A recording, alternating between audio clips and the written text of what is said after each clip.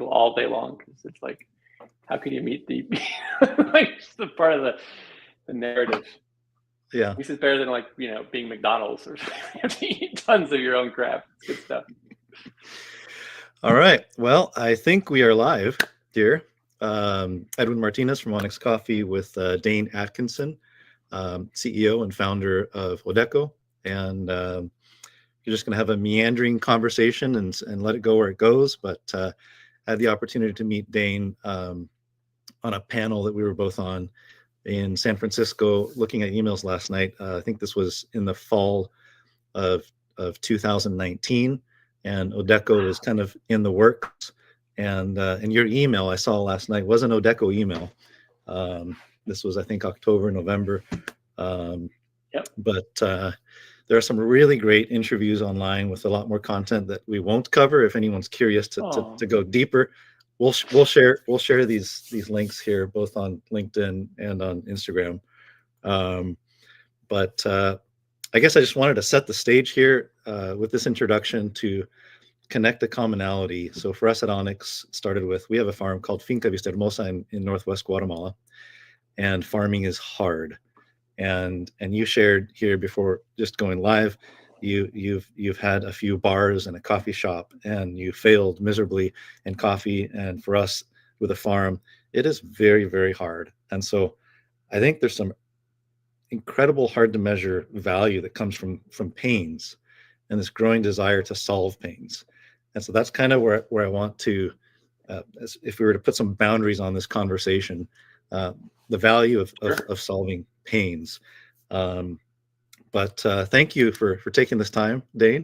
And thank you. And yeah, maybe we can just start just to share a little bit about yourself, of some of your background with wherever you want to take it, and then focusing on like why Odeko exists, and even go so far as to your life mission, what you want on your tombstone.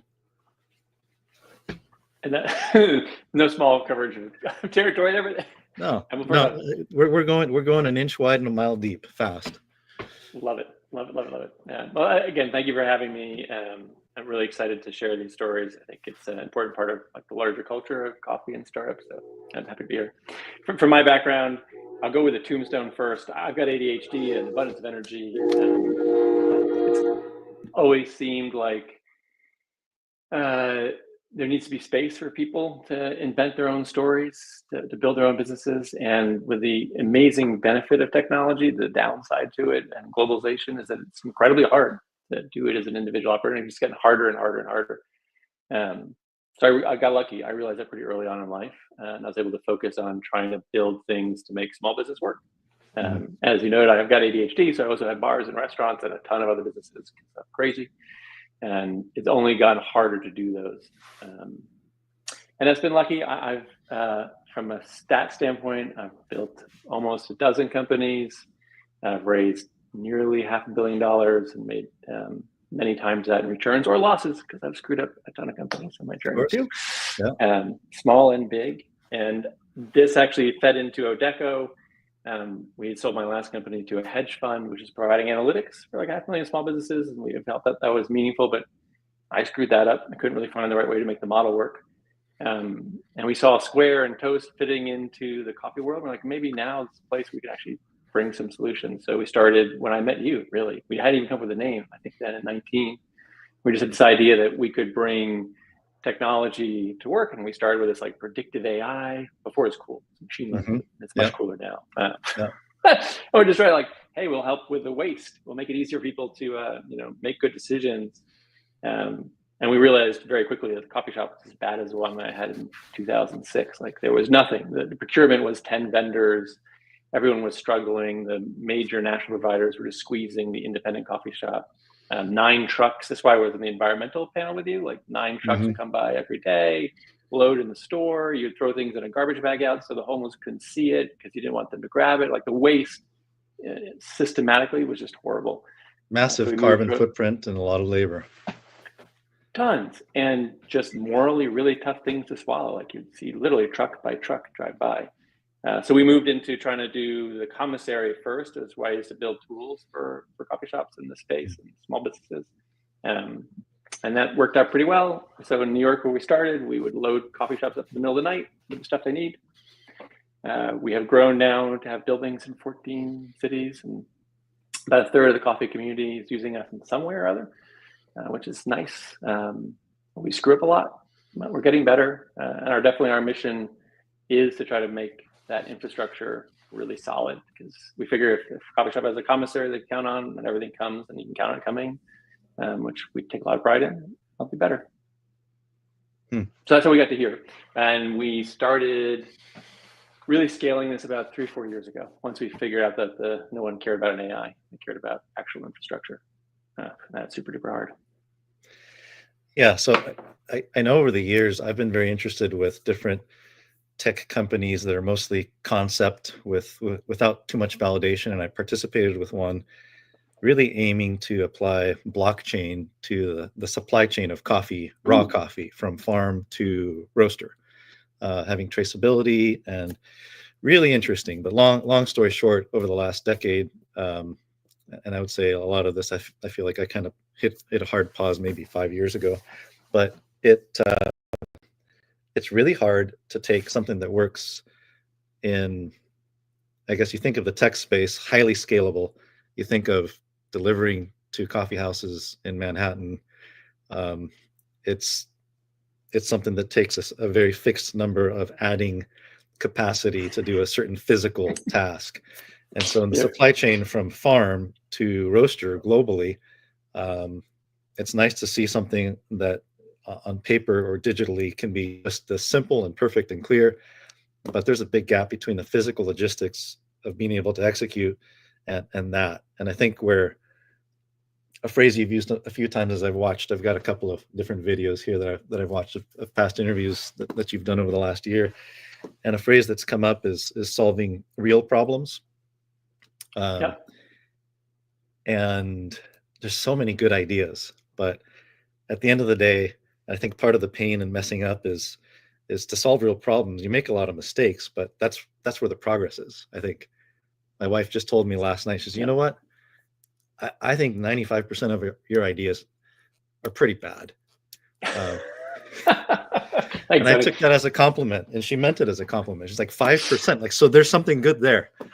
And so I guess a question, maybe you can just share a couple of, I don't know, stories or insights on how you balanced this. It's messy. It's, how do you get someone to give you the keys to their place, to come in the middle of the night? And in my opinion, as I was thinking about this last night, you've got to be solving some pretty big pains for people to take this level of a risk and then stick with it and then grow. What are some of these pains that are known, and what are some of the pains that are unknown, where I think sometimes there's more value, which is part of what I think you've shared also, this idea of building a moat. There's meaningful value that is hard to measure, that sometimes your customers may not see, but it helps them be healthier. And that creates, I think, opportunity for them to be more successful. So I guess, what are some of these pains, and how do you overcome the challenge of asking someone specifically in Manhattan to give you the keys to their place? It's not an easy conversation for sure. I mean, it's tough because, as founders, as humans, we're all dreaming, right? We dream a better world all the time. You see blockchain as a solution, and why doesn't the world want that solution? And it's such a magical place in your head, but the real world isn't that vision, right? There's so much nuance. I'll give a counter story. As I said, my last company really struggled, and we'd found this vision of, like, if we could empower small businesses to use their data to make better decisions, they would tend to do much better. And we grew like a weed. So I got infected with this thing that we were growing, because we were getting 50,000 customers a month to start looking at it, but we made no real difference, because it wasn't what they did. They liked it, and it was a great chart to show, and it looked like a nice visual, but it was so much more work for them to actually use that information to make decisions off of. And we went off the rails because we just didn't listen to our customer, right? And so to flip it to like when Odeko, we had a similar product, and we were like, okay, I remember calling Birch, one of our earliest customers, and walking down the street, and I was like, what if I just got everything on a truck and brought it to you? I'm like, that sounds amazing. Where you could get to a point where you listened enough to the customer, and you saw enough of their actual pain, and you could start to give up the holy cows that you'd built, like these, don't touch this idea. It's all about the purity of the blockchain. It's all about the purity of the data, right? And understand, even that same customer, I was sitting in a building early that morning when a vendor walked in with a U-boat items, and it disrupted the entire morning sales, and it was really bad on the business. And that was clearly, the problem wasn't what we were solving. The problem was that they didn't have a reliable infrastructure. So we pivoted into listening to them, and then we went to other customers, and we looked for that sparkle in the eye and said, is this enough, worth it? And then when we knew it was worth it in the beginning, developing that trust, we basically had to put ourselves in the line. Like, if we messed up with a delivery, we'd be there in the morning with the replacements at 6 a.m. as soon as they called us, to show that we didn't want to mess up, right? And then we had an unfair benefit. I'm old and look like I've been around the block, and like, I can sue that guy if he fucks over, I'll be fine.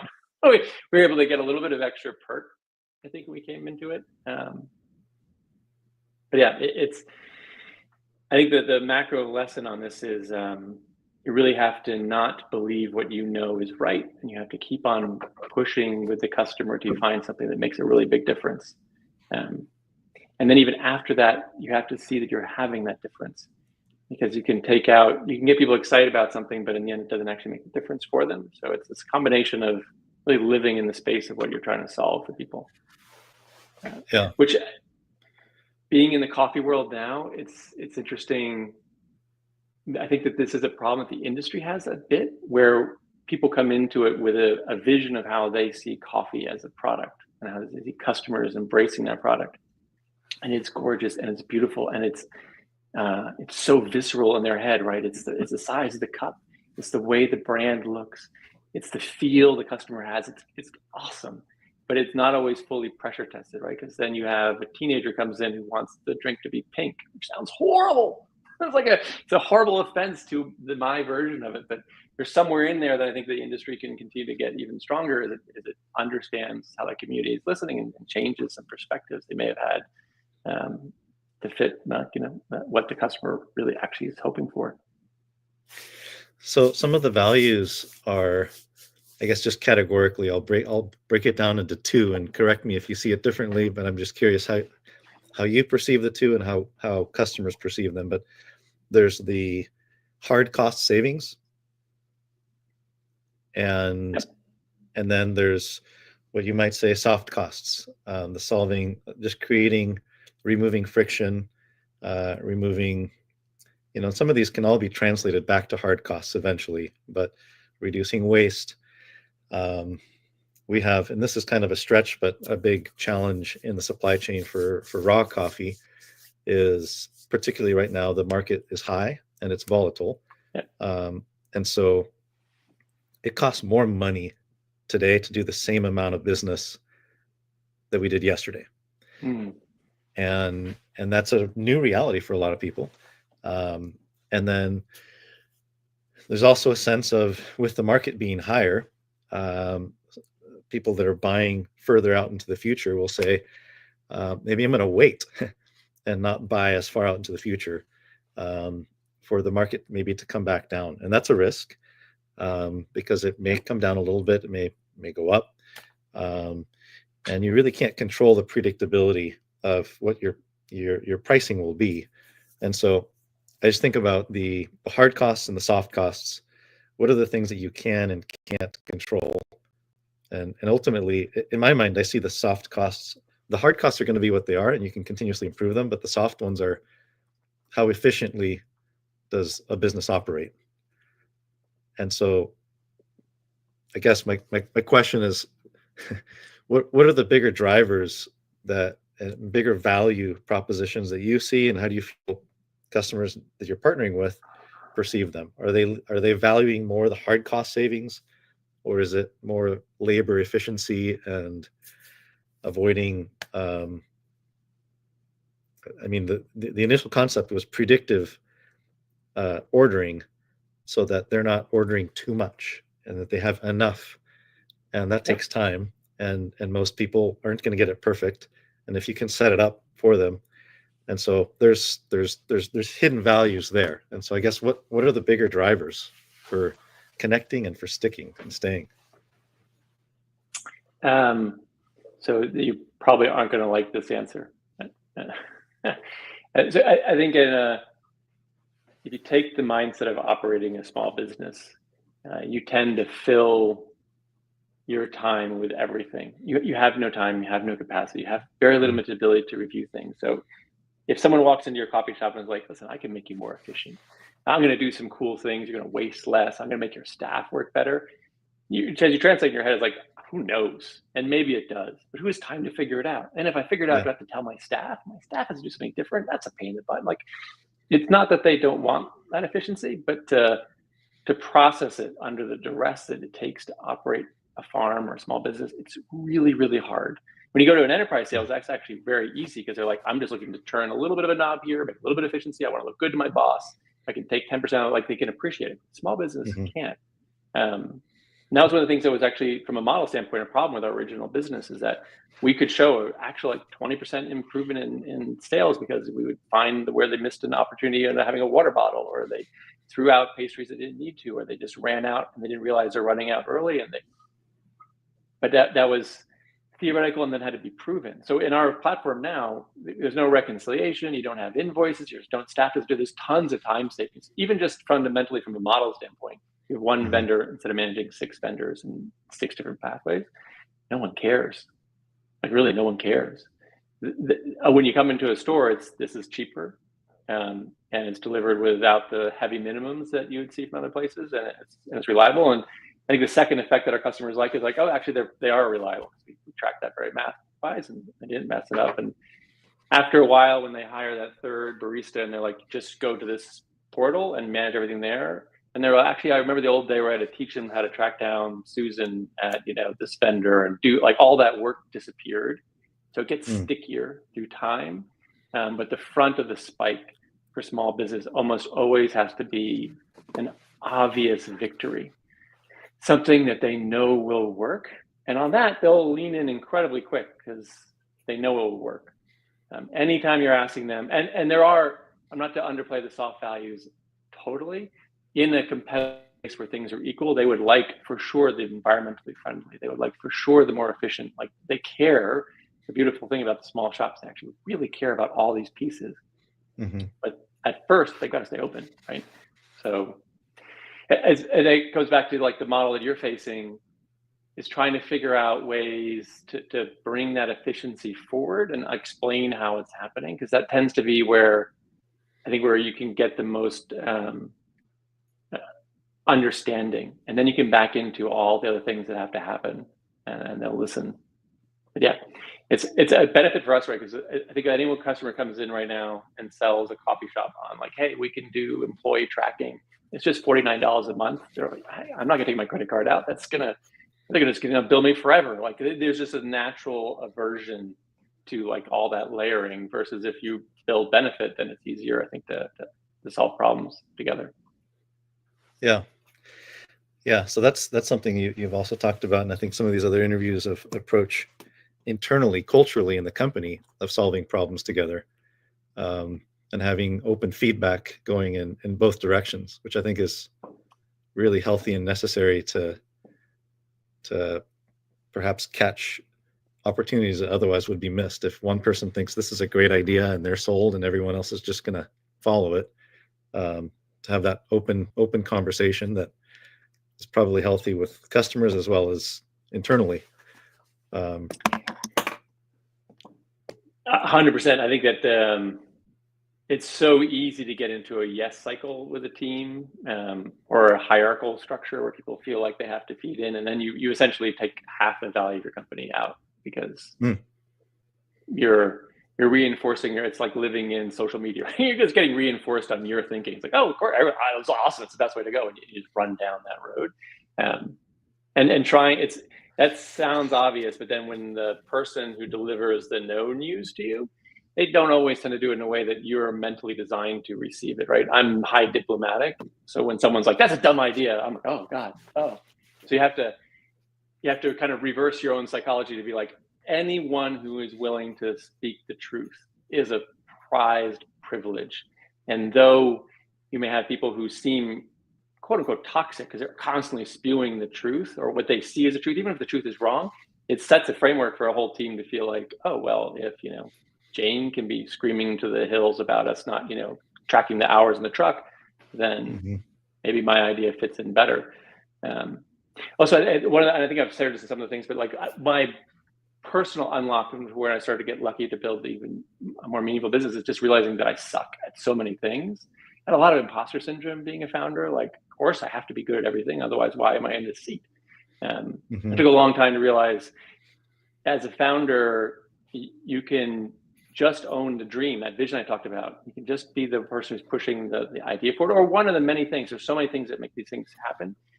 And the more you acknowledge that you suck and create space for everyone else to fill in those other things, then the more contribution you get from everyone around you.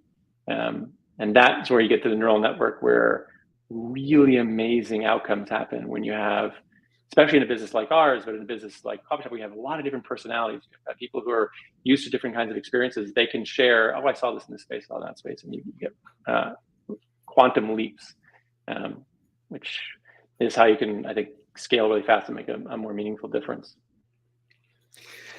Yeah, and you mentioned that earlier too, just the difference between incremental improvements versus quantum leaps. And to have a big change in behavior or habits, there needs to be something significant. And I know I already asked this, and I want to circle back just to go a little bit deeper. And I'm thinking back. So you shared about a year ago with someone, and we'll share this link, but you actually shared your pitch deck, which totally was pretty exciting for me to see what you came up with. And we're in the middle of sharing or getting ready to share right at about the time that I met you. Huh. Yeah. And so I guess what I want to try and pull out are, in a pitch deck, you're raising capital, you're building a team, you're selling a vision, a dream.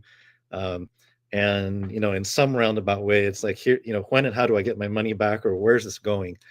And at the heart of it is solving pain and problem and a solution or solutions.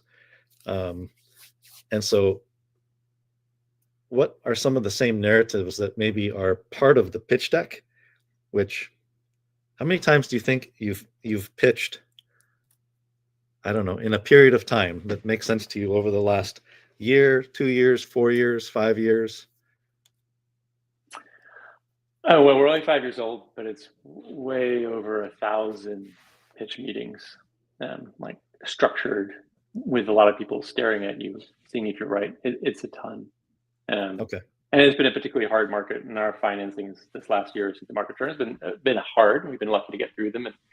And it's just, you tell that story a lot. And I think at the point, like there are similarities in all the stories you tell as a dream holder, right? Which is part of my job. So there's painting that version of the future. Our version of the future is, we would like it for the independent door to have the same infrastructure as a Starbucks that they can a la carte pick off of and not have to paint their walls green. They can somehow get consistency and support and then share their story, which in the world I came from in the Squarespace, Shopify, has been somewhat solved because there's enough infrastructure, just hasn't been solved there. So when we were selling independent doors, we definitely shared our future dream, but then when it came down to practicality, it was like, we want to really try to make this part of your business work well. When you're sharing with an investor, to your point of like return, you definitely, it's more highlighting and like what we see as a future. And then the more obvious that is, because for them, everyone needs to have some kind of visceral expression. Mm-hmm. If you can have a business model that has some simplicity to it, right? Could you imagine a future where there's just Starbucks, Chick-fil-A, McDonald's, Starbucks, Chick-fil-A, and everyone has a dystopian future, right? And would it be better if there was something that made it possible for everyone to compete? Okay, that makes sense, right? Like I understand that makes sense. And then depending on the capital source in the world of financing, you take actually quite big forks in the road. If you're dealing with a banking partner, it's very short term, it's stability, it's de-risked, right? Like, no, we own the truck, we own the building, we have, like, you start to narrate how that infrastructure works and then how you can scale. If you're dealing with a venture source, which is where we got most of our capital from, it's picture if that company actually worked and it was able to help these people, would folks feel like it's a portion of the universe, like it's in space with these other players, and wouldn't that be a nifty company? And you could see getting some really value out of it. And so you start to extrapolate to what that could be, and then obviously from a mathematics standpoint you do, which I can't do because I'm not smart enough, but you can, both those models can all be filled in. And then to your employee, it's the same story, right? Wouldn't it be fun to help as your tombstone? Maybe it's not your permanent journey, but as part of your tombstone, like, I helped some coffee shops do better. And could you imagine figuring out those problems and making it bigger and being part of something that would be trying to do that? And that it's more about them creating impact to people with their day and time than it is about the economic return or about the stability of the business or all the other things. But it's always the same hope. And I think a lot of folks, it's very easy to get off that piece of the why, right? But I think as humans, society has done some really strange things. We're very often removed from the whys, right? And the whys don't have to be huge. One of the things I love about coffee shops, and it's such an amazing community of people, is there is almost an implicit why, which is really they want to share their view of the world and the culture and their experience with people. They want to literally make the corner of this planet better, and they can achieve that, and it's an amazing meaning, and people who come there can obviously catch on to it and feel like part of it, which is in so parts of, I think, the human system that's lost. And the more you incorporate that, at least I've found, then the more people will look towards that future, and the small battles of the day become much less consequential, because it's not a matter of, okay, they didn't hit the target that they're hoping for, they exceed this target, or this employee had a different view. It's like we're all rowing towards some world that we think could be better if we can manage to get ourselves there. And even if we die on the roadside, because that's totally happens, and startups die all the damn time, we'll have moved the conversation forward, and the next Odeko will, like, oh, that's freaking smart, and they'll do it better than we did it, and they'll make it happen. But ultimately, someone will come in and make another coffee shop that will make the community rich, and that is just a continuation of us being a great species. Yeah, the statistics for small business success are not good. But there's a hidden truth in that. Just sorry to jump in, but like when I was doing Squarespace, we would see that same churn, right? So from the outside world, like someone offers a website for flowers, and then it seemed like that closed. But what I think is missed is entrepreneurs almost always become entrepreneurs. And it may not be that first story, very, very rarely, unless you're Zuckerberg, is it the first story? That person, if you watch, like as we would watch their credit cards through the use of using our tool, or even in the coffee world, we've often seen this happen. If it didn't work, very few, and some do, go back to working at American Express or whatever, but many are like, I learned a ton. I'm going to continue to try to make a community better and a world better. And I think that small business may have a high death toll, because I always feel bad when people are like, small business is risky. It is, but you learn so much about yourself. All those mistakes you make, you feel them in the morning when you wake up. You're like, oh my God, I have to make this hard choice, and it's because I screwed up, right?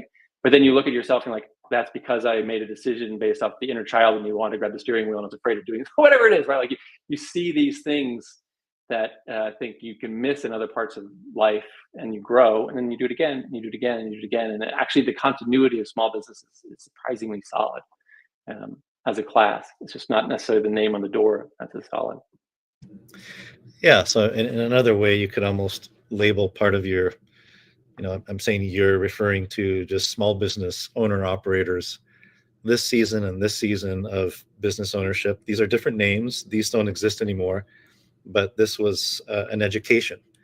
And this was in lieu of going to get this degree and actually have some real experience and pain and scars that I can take and apply that into the next iteration. And so you saw, I'm not sure if I followed, you saw in Squarespace continuity and spending of cards with the same card over different DBAs, or? Did I misunderstand that? So we would track like accounts. So it was like you have, petgrooming.com, and then that account would close and it looked like our churn ratio. But if you look, and this is not just for Squarespace, many companies in the space, but having been close to that, that same person would open up, a dog tail selling product 6 months later, and then come back to the tool and then build it again. So if you look at the continuity of the individual pushing things out, it's actually much, much higher. And unfortunately, the way our industry tracks things is it tracks things based off DBAs and the corporate superhuman shell that we exist under. And they do turn faster, but the artistry behind it, like I don't know enough about it yet, but I guarantee you've had some failures along the journey. Like it's like, yeah, teams, but it almost seems like anytime you find out, you're like, what did you do before? Like, oh, I tried this, I tried that. Now it's actually working, and maybe it's not working, but I'm trying it. Like it's a different form of life and career. But it isn't. And even those, when we pitch people to join our pirate vessel, like even if you decide that you want to go back to working at JP Morgan or whatever it is, the experience and the personal growth is so huge in the startup small world. Mm-hmm. And honestly, if you look at the career trajectory, when you go back to working wherever it is, the fact you took that risk and you learned that and you understand the full problem area and you own your problems, you almost always actually jump up the ladder because they're like, oh, yeah, sure. Ed actually ran his own business and ran it to the ground, but the way he talks about things, the way he owns things is, so I'm a huge believer. So I'm in the dictionary, I'm the advocate for it. So please counterbalance this with your parents saying, don't go this way. But in my personal opinion, startups are an actual fast path to growth and to a quality life and success in a lot of different ways. Yeah, sorry, soapbox. No, I completely agree. There's a clip that I was sharing with our team and even with customers. It sometimes felt a little bit awkward. And then with my own family and my kids, of Jensen Huang, I'm not sure if I'm saying his last name right, founder, CEO of NVIDIA, was giving a talk to some Stanford alumni. And it's an hour-long dialogue that's fascinating, but there's a short clip where he talks about pain. And they're trying to summarize and like, okay, so what do you want to share as words of wisdom, in closing here to a lot of students and alumni, and he had talked a lot about the learnings from hardship, and he just closed by saying, "I wish you all ample amounts of pain and suffering," and that was a very sincere and genuine wish, because in his world and reality, and I think what we're calibrating on, like that's where there's opportunity, where there's learning, there's growth, there's development. And internally in a company, having these hard moments, that's where the gold comes from. And always without them, I'm terrified. I get really bored when someone's excited about my ideas. I really want to hear, like my wife, who shoots almost all of them down. I want to hear a lot of different people that will shoot them down, and just to keep, okay, this one kept coming up though. It kept coming up. And hearing what we want to hear, I think, is dangerous. Yes. And it's a hard skill where you almost you end up being attracted to hardship in a way, to try and develop vision and ears to hear the things that don't feel good.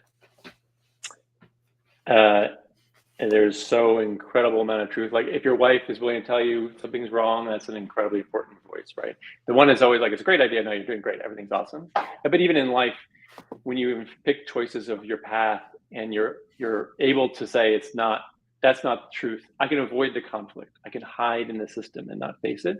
You just deprive yourself of the opportunity to grow and learn, and you don't get real insight, real data.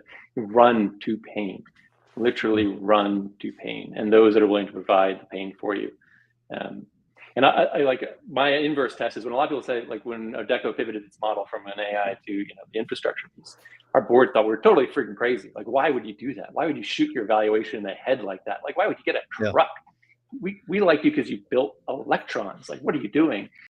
Yeah. But it's the right formula, because the coffee shops, when we said we'd do this and load it up, so when you come to the store, you don't have to unbox it. Like, oh my God, you could see hit that quantum of value creation that actually broke through the noise. But You're never going to find an idea that actually matters with everyone believing in it, because it's going to be something different. And then you have to go run down that agony and find out what the sources are, like find out where your beliefs and those beliefs are different. But it's gold, as you said. It's Yeah. absolutely gold. And sometimes I think, you hear everyone that's really smart telling you this is not a good idea. And you just feel, okay, we got to keep digging here. And so I'm curious, like that's a pretty significant pivot and investment. And initially, if I'm not mistaken, the initial pivot into more, I guess, asset heavy approach was to address the evolving needs with COVID, and having an opportunity to, I don't know, to simplify in some ways. I don't know. Was any of it reactionary? COVID actually was, it's obviously really rough, and we were finding our way in this model during it. We got a benefit on the other side of it. People were very willing to rethink things and try to be more forward. So it enabled a lot of growth for us on the other side. And the baker was like, I'm not going to go back to selling and tracking down invoicing. Like, if you want to buy products, I'll make sure they buy it through you. The model, though, it really just came out of, again, I find people who have tons of ability to work in spreadsheets and predict things. I've also found that spreadsheets kill more great business ideas because it's too hard to tell. We saw in our customers that this was something that they would change behavior for, and they would be excited enough about, like, it's a big enough delta. But to your point, everyone said no. Like, they did giant spreadsheets that said we're idiots, and it was the worst idea in the world. Which, for what it's worth, that's a moat. If everyone says no and you actually are right, you found some space that you can run with for a while, and you have to prove it is right. And everyone, again, has a different methodology for proving it. Nothing really like doing it to prove it, but certainly finding the checkpoints you need. For me, it's the sparkle in the customer's eyes. It's the amount of lean in you get, because you can get customers be like, no, I love your marketing thing. It's cool. I'll try it. Right. It's when you walk out the door and they text you 5 minutes later, like, can you bring that by tomorrow? Like, when does it start? Like, you look for a much higher signaling that you found something of meaning, because otherwise you can't get through the noise. And the noise is a lot right now. Yeah. I think I've got this vision in my head of the very practical, tangible opportunity cost of someone that has the right amount of inventory, and they don't have to think about it. That, I think, makes sense to most people, to most retail operators. But who has time to think about, as an operator, spending time in the right places, the right amounts of time in the right places?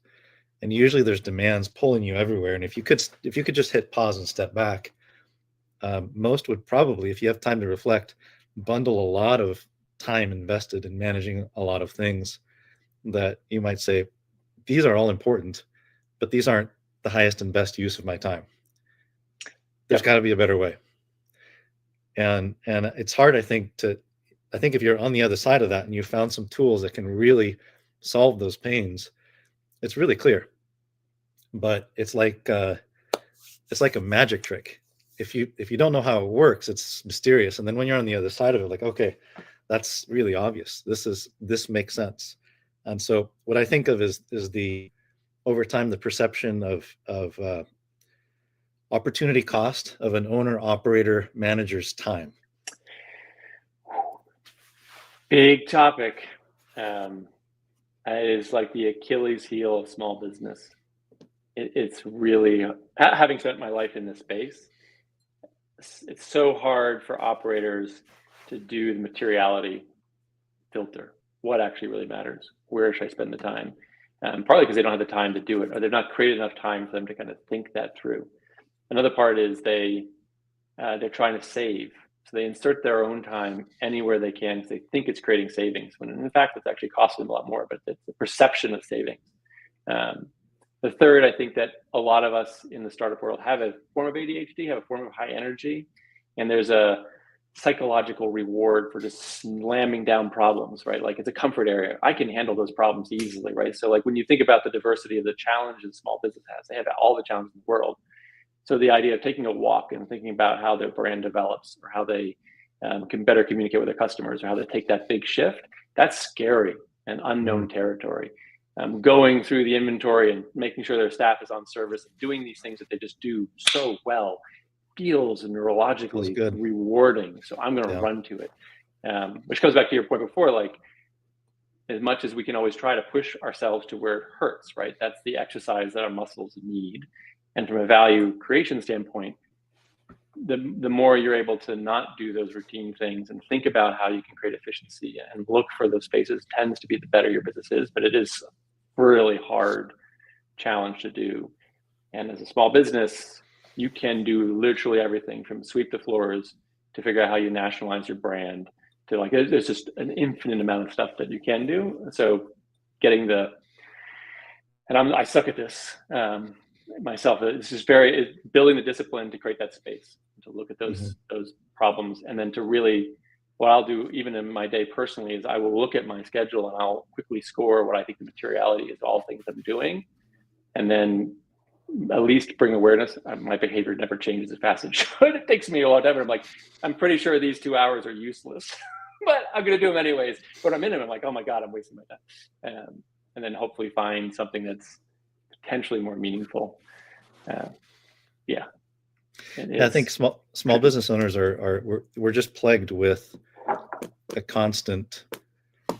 lot of decisions, and especially I think you've had a few bars and a coffee shop, and I've had some my first job, 14 and a half, I was a dishwasher at a Sizzler in Miami, and I worked in a lot of food places in my mid-late teens, and so I really enjoy cooking and working with food. And in my mind, what you just described earlier, I can really relate to.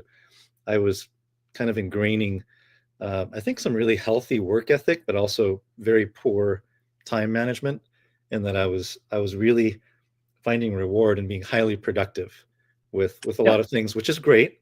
There's nothing wrong with that, but eventually, as responsibilities grow, you have to kind of redefine what's the best use of time. And especially for people in food service, it's, I think, an even bigger struggle, because there's often a value for hospitality, and wanting to please people and provide a good experience. And so you just end up being wired to say yes, yes, yes. And then over time, I think businesses grow by saying yes. Businesses also die by saying yes. Eventually, you have to start choosing, what do I want to say no to protect, so I can really execute the things I want to say yes to. And that's been something that in my mind is very clear, but yet I find every single day I'm wrestling with that and having to constantly ask myself some of the same questions. I think you're right. It is likely much harder in food service, right? Because you're literally confronted with requests and opportunities to improve things all the time. As one of the tricks, I hunt the no's, because I almost give myself a psychological reward. Like if I've given 8 no's, I can give myself 1 yes. Right? If I've literally earned the right to give myself the yes, which I didn't when I was younger, because I just run down roads all the time and then they die and come back. But after a while, I was like, all these are great ideas, but I'm going to earn to do one for an hour by saying no to a ton of the others. And in hospitality, it's true in all places in life. I think that we as humans gain that productivity you felt in the Sizzler and everything else. You just can do something. It could be you're doing marketing. It could be you're doing sales. It could be you're understanding production or food or making, and that you so much want to return to what you can make. But you really have to, because you become a master at that to a degree. That's something you should be able to train effectively to somebody else, because you can hire the best person at that, because you can see it. It's the skill you have, and there's all those things that you need to find other people and need to focus on and develop, right? So you have to always run away from what you actually get the best reward for, even though in your head it's like, the reason I'm surviving as a shop is because I just do this one thing. Every time a customer comes in, I give them that love. Well, then teach that one thing, because you can teach it really well, and then take on the next task. But yeah, sounds easy on paper, very, very hard to do in life. Yeah, what I've been learning, and I feel like I have more to learn than what I've learned. So I'm just eager to continue on this journey. But I think the more clarity I can have long term, the easier it is to make the right short term decisions. And so that long term clarity, sometimes that destination or that goal shifts a little bit, but generally it's not going to change a whole lot. Um, like I know for me, I think because we have a farm and I understand the cost of production and the challenges of agriculture and something that, I mean, for coffee growing, you're depending on a livelihood and income that you get in this very short period of time. And so you think of, you're working any job all year and your income comes in about a 30 to 60-day window. And for most of the world, small producers, they don't know what they're going to be paid until you get to that window. And so it's really hard to plan, and you're very weather dependent in addition to being dependent on the market. So there's a lot that you don't control. And so I take this I guess this pain and this opportunity, and it's a constant challenge. And so for us working with farmers, that's really the driver: how to support success, how to support Yeah. building a better future. And so there's a lot that we have done to that end, and there's so much more that we want to and need to do to continue to improving the probabilities of success, and really going back to the drawing board and just asking at a high level and not getting lost in the weeds, what's the best answer? And a lot of times it's outside of the box, to where a lot of the answers are, yes, innovation, education, these things are incredibly important, but diversification is important. So that something that's really hard to make work can actually be more sustainable if people aren't depending on it solely. Yep. And so finding creatively, how to support success. And in the same way, we can't make progress there if the demand side isn't doing the same thing. Interesting. Yep.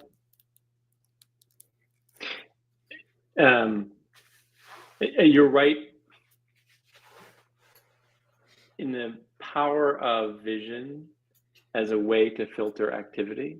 Because when you refresh the vision of what you want to get to, make these farms sustainable, it does give you a lens to look at all the micro decisions that you're making and realize which ones are actually leading to that and which ones are living in the safety of emotion or whatever else. Like it's a great filter. It also allows you to kill really things that you love.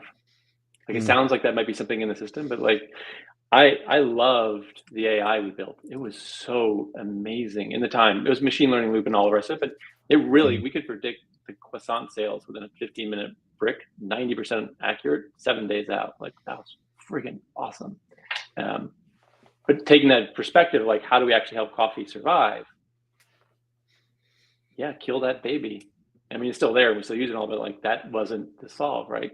So as you're saying, like you can look at the problem of here's the one farm problem, and how do we improve it? Or you can take that step back and be like, my idea is to try to make this category sustainable. So diversification and all these other things become clearer wins, even though it may mean that there's losses and sacrifices and change the things you really like to get to that higher elevation.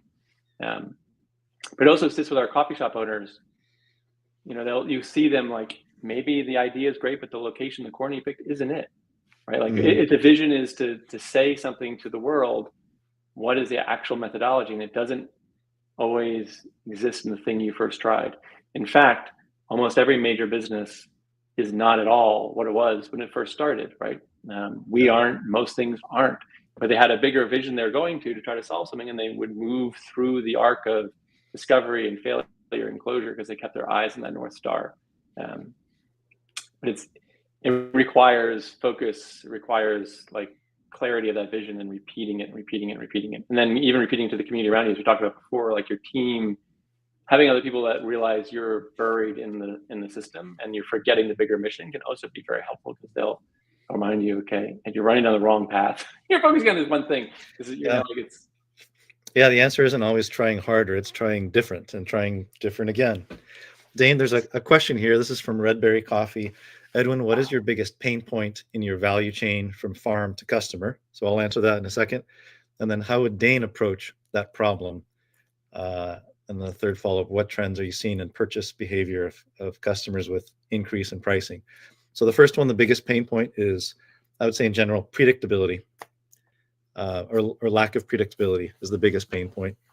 Our aim is to build, well, our mission is elevating people in coffee. And so that is our employees, producers, industry partners, and customers, to be able to partner with farmers for them to have a better future. Because we have a farm, we understand the cost of production. So our aim is to build predictability that's covering their cost of production. And because the market is volatile, the perceived value in the marketplace of the same thing. So here I've got an apple, and it's the same with coffee. If you've got a product that's moving in the supply chain and the market goes up or down, people are then willing to pay more or less, but the product hasn't really changed. It's just the supply and demand. And so our aim and our biggest challenge is we try and reduce or eliminate, which is kind of a dream aspirational goal, to eliminate the volatility. Our biggest pain point is we try to reduce volatility, create predictability. This is a big question. I don't know if you got any thoughts on that though, but I just wanted to address it here. It came up. I am an idiot in the room. So the benefit of the idiot's perspective, it would seem like that chain requires financial instrumentation and then better data and better tooling. Like you could see, is there a way to arbitrage the capital so that the investments are coming out consistently through time by like locking that asset up so that people have to buy it over an extended period of time, and even pushing that all the way through to the shop of the consumer, and then obviously prediction to better navigate energy usage, right? Like if there's weather problems, can you migrate resource pools to other places? Like if you think about it in a macro community versus an individual and say a single farm, how could you collaborate?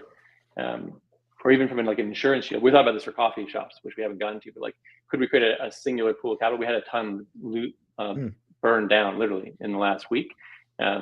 So how could we create a community where all shops put $500 at the end of the year into a pool that creates diversity and stability for that overall community? So we had some washed away in Ashtonville last year, like when those doors go out, there's a community effect that restores them. So it diversifies the risk, and you can better manage that staff that works in another shop or whatever else. And the second part of the question, there's a ton of patterns. I'd say for the enemy state, no offense, Starbucks, but you're the enemy to all of us.